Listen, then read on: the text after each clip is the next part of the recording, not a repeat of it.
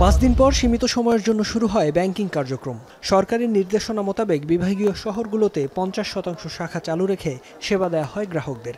স্বল্প সময়ে কাজ সেরে নিতে সকাল থেকেই নির্ধারিত ব্যাংকগুলোতে ভিড় করতে থাকেন সাধারণ গ্রাহকরা। সেবা নিশ্চিতে ছিল বাড়তি লোকবল।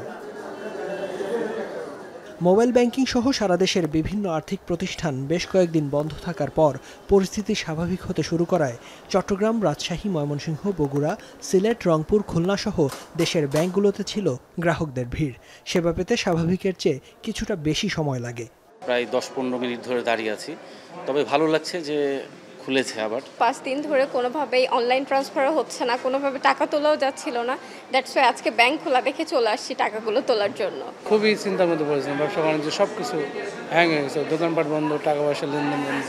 ইন্টারনেট নিয়ে আমাদের ব্রাঞ্চগুলোতে কোনো সমস্যা নাই। আমাদের ব্রাঞ্চ ব্যাংকিং ইন্টারনেটটা আমাদের ওকে আছে। আমরা বিদ্যুৎ বিল নিচ্ছি, গ্যাস বিল নিচ্ছি বা অন্যান্য যে বিলগুলো, আদার্স ইউটিলিটি বিলগুলো, সেগুলো আমরা নিতে পারছি, কোনো সমস্যা হচ্ছে না। সোনালী ব্যাংকের এটিএম বুথের মাধ্যমে টাকা উত্তোলন করা গেছে। আর এখন যে ভিড় হয়েছে সেটা এই দীর্ঘদিন মানুষ টাকা লেনদেন করতে পারে না, যার জন্য এই ভিড়টা হয়েছে সাময়িক। অন্যদিকে নির্দেশনা মেনে 11টা থেকে 3টা পর্যন্ত সরকারি অফিসে সেবা পান গ্রাহকরা। ভূমি অফিস, সেটেলমেন্ট অফিস, সাব রেজিস্ট্রারের অফিসেও ছিল গ্রাহকদের ভিড়। কারফিউ শিথিল অবস্থায় আইন শৃঙ্খলা পরিস্থিতি পর্যবেক্ষণ করে প্রশাসন। ব্যাংকিং কার্যক্রম সহ সরকারি অফিস আদালত খুলেছে। যাদের প্রয়োজন হচ্ছে তারা সরকারি অফিস আদালতে যাচ্ছে এবং তাদের সেবা যে কার্যক্রম সেগুলো খুব স্বাভাবিকভাবেই চলছে।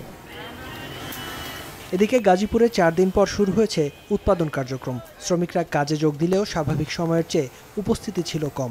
গেল শনিবার থেকে শিল্পনগরীর সব কারখানা বন্ধ থাকায় কয়েক হাজার কোটি টাকার ক্ষতি হয়েছে বলে দাবি সংশ্লিষ্টদের। আরও যারা সাপ্লাই চেনে জড়িত আছে তারাও ক্ষতিগ্রস্ত। আর এইসব সেবা না পাওয়ার পিছনে আমাদের গার্মেন্টস সেক্টরে প্রতিদিনই হাজার হাজার কোটি টাকা এখন আমরা ক্ষতি গণতেছি। 4 দিনে 24 লক্ষ টাকার মতো ক্ষতি হয়েছে। আর সবচেয়ে বড় কথা হচ্ছে আমাদের অনেক বায়ার হাতছাড়া হয়ে যাচ্ছে, সঠিক সময় শিপমেন্ট করতে পারেনি।